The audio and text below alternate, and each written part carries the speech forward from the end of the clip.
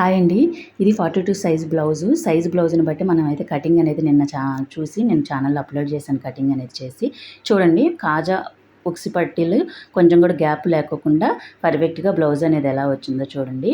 Side joints కూడా plus గుర్తుతో stitching అనేది వచ్చింది. లోపల కూడా నేను లోడింగ్ పద్ధతిలోనే నేను ఫినిషింగ్ అనేది ఇచ్చేసాను నేను మొత్తం బ్లౌజ్ అనేది. చూస్తున్నారు కదా!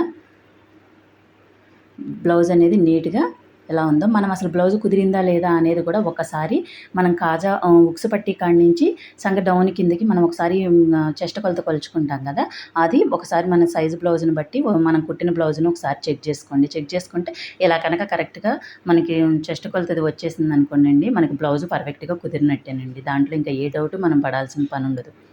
చూసారు కదా, ఇదైతే కరెక్ట్గా వచ్చేసింది నాకు.